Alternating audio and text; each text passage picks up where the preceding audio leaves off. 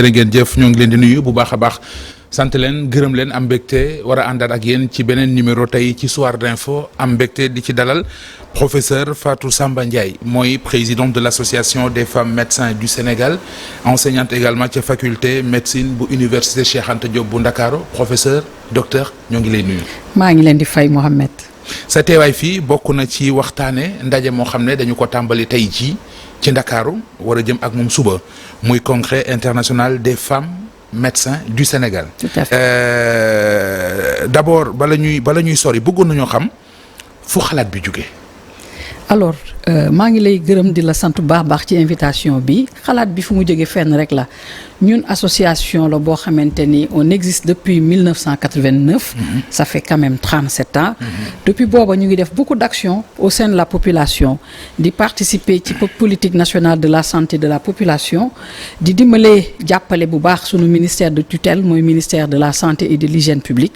ñu jékki-jékki nag ñu ne foog ñu taxaw seetlu def benn congrès boo xamante ni ça se veut être international invité sunu naatangoo yi am même façon association yi association de femmes médecins du Mali du Burkina de Côte d'Ivoire les Marocains ñëpp toog pour ñu réfléchir sur la santé de la femme africaine foofu la xalaat bi jógee moo tax nag ñu réunir depuis ci suba pour discuter ci thème yëpp thème maanaam couverture sanitaire universelle le bien-être de la femme la santé mentale les maladies chroniques parce que nañu xam également ni maladies chroniques yooyu mooy diabète hypertension yooyu xam ni ci jigéen la gën a bare ndax obésité bi et cetera dinañ ci ñëw mais sànq da nga ko junj muy thème bi la santé de la femme lu tax spécifiquement rek ngeen parce que vous êtes association des médecins des femmes médecins du Sénégal mais ku ne femme médecin moom ñëpp la fi nekkal lu tax thème bi ngeen tànn ci jigéen ñi spécifiquement jigéen ñi benn parce que ay jigéen lañu association de femmes médecins du Sénégal la deuxièmement dañu seetlu ni santé de la femme dañ ko sous-estimer jigéen ci boppam dafa sous-estimer santé am elle préfère dem toppatoo ji doom ji jigéen day feebar bu doomam feebaree day fàtte bosam bu borom këram feebaree day fàtte bosam jigéen mu ngi xalaat naka laay demee marché naka laay yokki dépense bi mais jamais ñu xalaat seen santé te santé boobu du rek santé physique bi c'est aussi la santé mentale c'est aussi son propre bien-être c'est aussi mooy tout ce qui est violence basée sur le genre c'est pas que physique violence psychologique yooyu yëpp jigéen a koy dund ci biir néegu sëyam wala ca fa muy liggéeyee te du ko wax parce que sunu culture amaana moo nu ko mayul yooyu yëpp nag moo tax ñu ne nañ taxaw seetlu xool lan la ñuy proposer de manière très holistique globale xam lan la ñuy jox sunu tutelle pour ñu mën a appliquer ci bépp fuy région médicale ci département yi ki nu mu gën a soree parce que ñun on est plus de 500 mais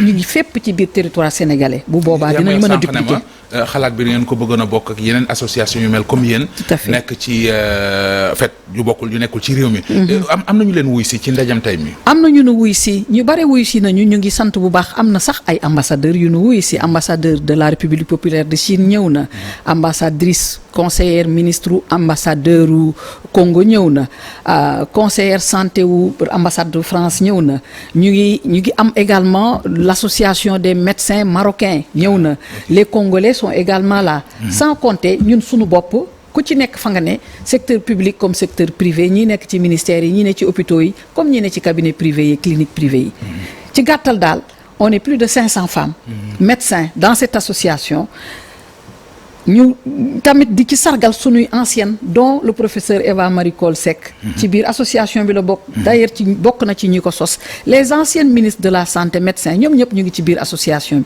bi ñoom ñëpp wuy si nañu avec toutes les postes présidentes association médecins de l'association des femmes médecins du Sénégal occasion la woon également pour ñu sargal leen par rapport à tout ce qui a été fait depuis le début. mais ndax mën nañu xam d'abord. lees war a def maanaam nu ñu war a yan jéego la ñu war a def pour améliorer la santé de la femme. njëkk a déglu nañuy déglu jigéen ñi nañuy déglu seeni tawat nañuy dem vers ñoom nañuy dem vers la communauté nañuy dem di dépister. parce que li gën a sonal jigéen ñi c'est les maladies chroniques te maladies chroniques yooyee li ci gën a sonal jigéen ñi cancer yi la. jàll naa ci affaire hypertension ak diabète.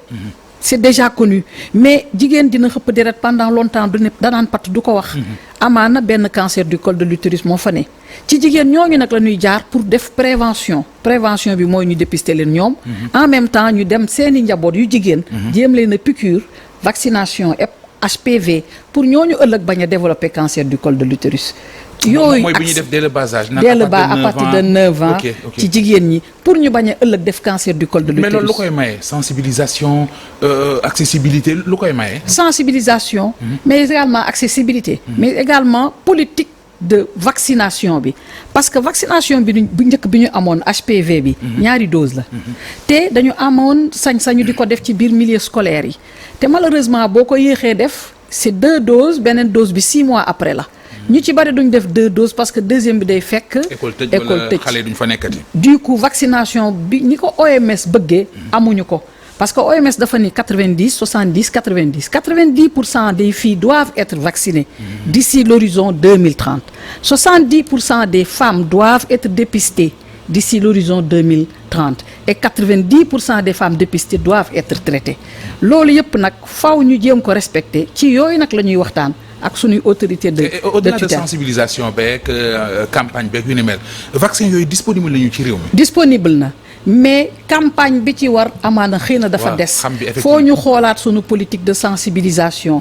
jéem a enrôler même ñi nga xam nekkuñu ci école publique bi. école moderne bi dem ci daara yi.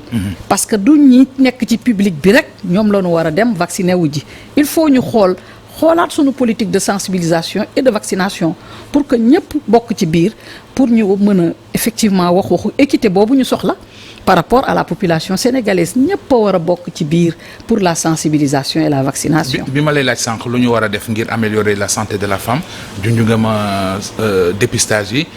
mais yooyu rek la. dépistage. traité.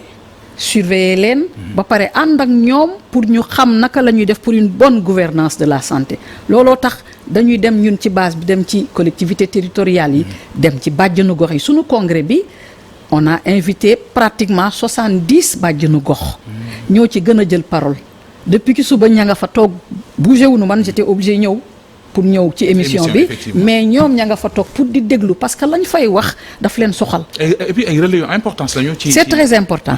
ñooñu ñooy relais bi au niveau de la communauté. booy def te booluwu leen ca amaana la nga bëgg comme résultat doo ko mës a am. parce que ñoom ñooy relais communautaires yi. Covid wan nañu ko. ba yëf yi tëwee ci côté vaccination ba ñu demee ci ñoom ca la yëf ya gën a jàlle au niveau de la population. donc ñun sunu action c'est surtout. à travers ces bàjjenu gox à travers ces relais communautaires à travers ces organisations communautaires de base et les associations de la société civile.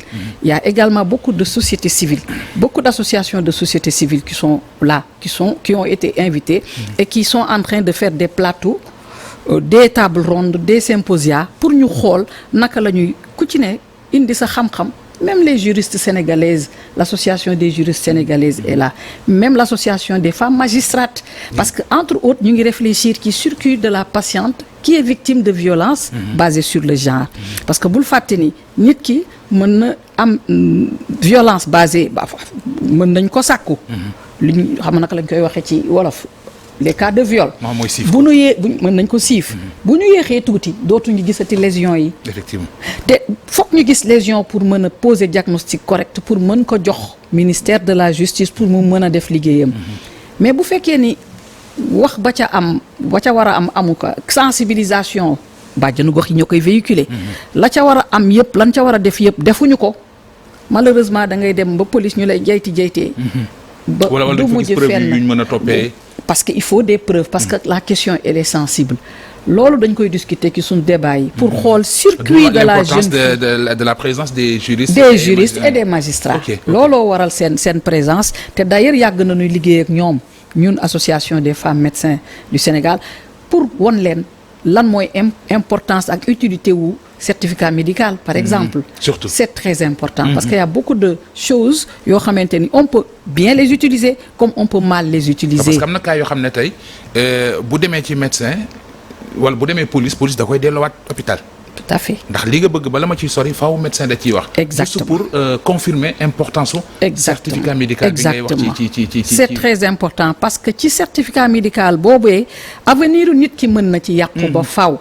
comme mën nañ la ci bañ a inculper du tout amaana yow yaa def mais certificat bi wonewu ko parce que médecin bi gisul te bu gisul. malheureusement mën na am da nga yéex a dem amatul lésion ñun li ñu gis rek la ñu mën a bind. y a tellement de répercussions moo tax nag il faut ñu réfléchir ci circuit bi sensibiliser nit ñi. yi xew ci kër yi bare na te sañu ñu ko wax. surtout ndax société bee tax. foofu laa bëggoon a ñëw ci thème bi dégg naa ci ponk bu am solo. muy le bien-être de la femme. tout à fait. xëy na du ma ne amul Sénégal mais dafa des lu bari. ci sa gis-gis. ci expérience bi ngeen am. fan la dese. des na ci fànn bu ne. femmes yi ne sont pas autonomes il faut déjà qu'on joue sur l'autonomisation des femmes. xam nga ku ëmb sa cere. làq sa sutura sa sànqal làq sa sutura. defe naa loolu la wolof di wax. bu fekkee ni yow mënoo jël sa bopp en charge. c'est très difficile les femmes vivent des difficultés dans les maisons. te malheureusement mënuñu dem fenn parce que liggéeyuñu goruñu yettuñu. elles sont obligées de rester dans les foyers et de souffrir. malheureusement c'est ce qu'on vit. te foofu bien-être amatu fa. mënul am bien-être mënul am foo xamante yow sa bopp sa xol neexul. amaana sax léeg-léeg di nga bëgg dem mais mënoo bëgg dem taxul a mën a dem. lu ci bare da ngay toog parce que boo demee amoo foo dëkk ku lay jox nga lekk ku lay jox nga naan ba pare yaa ngi naan sama njaboot gi su ma demee ku ma koy bàyyil. te li gën a doy waar ci bien-être jigéen mooy bu nekkee ci jàmm njaboot gi nekk ci jàmm. mu ngi noonu bu nekkul ci jàmm kenn du nekk ci jàmm. loolu mooy jigéen mooy pilier. et on s'est dit bu ñu investir ci santé wu jigéen on va investir sur la santé de la population. jigéen mooy pilier mooy socle moo ñu jur jigéen moo la jur moo ma jur. jigéen bu amul woon du baax. jigéen la mu mën a muñ di ko moo tax ñuy am wujj yéen mënu leen am wujj yéen góor ñi li nu mën a muñ sunu xol yi yéen mënu leen ko muñ. dañuy souffrir di noppi di ko deewaale jigéen ñu bari ñu ngi am ay cancer ndax stress yi. waaw duñ wax dañuy denc parce que ñu ngi naan bu nu waxee du baax dañuy defar rek jigéen ñi dañuy defar rek léegi dañuy seet naka la ñuy saytoo yooyu yëpp noonu ba jox leen tuuti bànneexu seen kër yi. ñu am au moins ñu sensibiliser góor yi.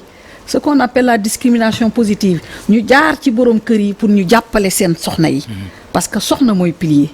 soxna moo yore kër soxna moo yore santé wu famille wam jigéen day feebar doomam feebar mu sacrifié wu yóbbu doomam mu faju loolu jigéen rek ko mën. góor mënu wala lekk di benn mu jox ko njaboot. wallaay lazim benn lay yore njaboot gi xool ko mu ne la lekkal moom mu dem naani ndox kooku jigéen moo ko mën donc il était temps pour ñu réfléchir sargal jigéen delloo leen njukkal en même temps ci biir sunu journée yi.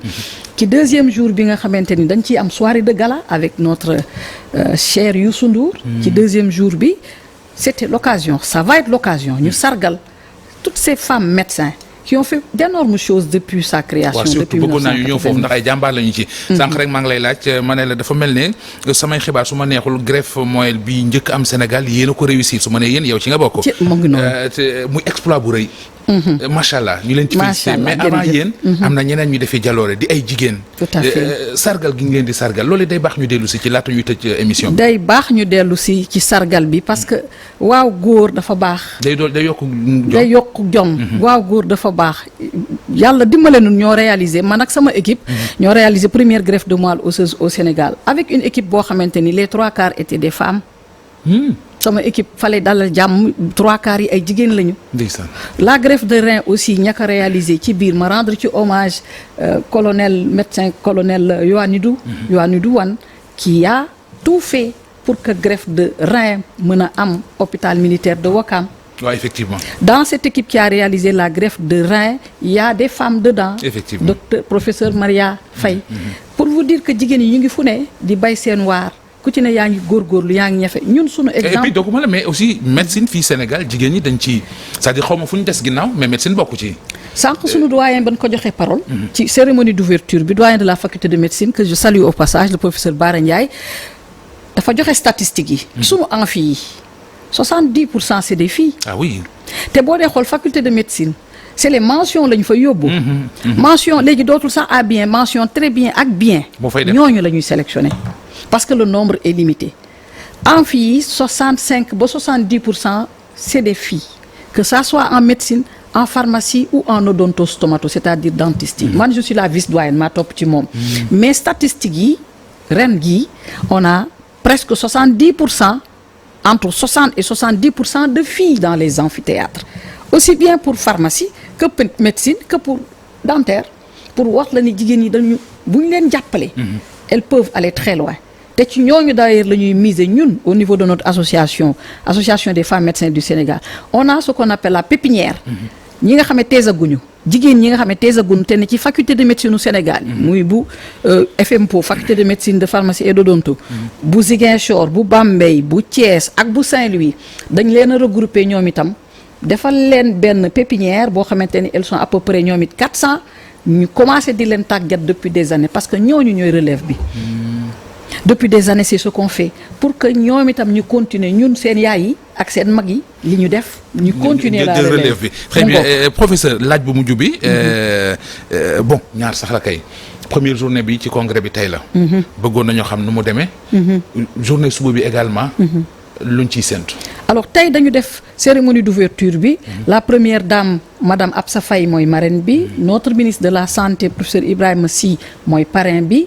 def nañu suñu cérémonie d'ouverture enchaîné ak ay panel ak ay symposia ak ay table ronde. doguma la mais loolu panel yeeg symposium yeeg. li ngeen ciy tënkee nu ngeen koy def. ni ñu ciy tënkee dañ ci fas yéene def mémorandum jébbal ko suñu ministre de tutelle. d'ailleurs tey ki suba looloo doon wax ji buñ ci paree nañ leen ko jébbal ngeen utiliser ko. toujours ñu ngi def ay rencontres que ñu utiliser ko. di leen ci utiliser. am na ci yoo xam ne ñu ngi koy utiliser di ko appliquer ñun instant yi toujours ñu ngi bokk ci instance de décision au ministère de la santé. ba léegi ñun waa association des femmes médecins du Sénégal on a un siège au niveau du comité national de gestion des épidémies. Covid bi passé AFEMS def na ci lu ne ba léegi dañ ñuy woo pour ñuy présenter parce que sunu biir. y a toutes les spécialités. am na ay médecins ay chirurgiens ay privés ay publics ñëpp a ngi ci biir. Très bien. Donc on utilise vraiment nos conclusions pour pouvoir les utiliser dans les politiques publiques. wax nga ma bëccëgu tey bi yi ngeen ci def suba luñ ci mën a séntu ci journée bi. suba bu neexee yàlla dañuy def benn tableau. benn table ronde plutôt sur la CNCSU. mooy maanaam waa CSU couverture sanitaire universelle ok. xool ba xam waa CSU boobu naka la ñu mën a améliorer enrôlement bi parce que des na ba tey. il faut ñu jéem a seet ci gox-goxaat ci naka la ñuy duggee ci yenn zones yi pour ñoom ñëpp am carte d'égalité des chances ñu mën leen a enrôler pour que ku ci feebar dem mën a faju te doo génne dërëm.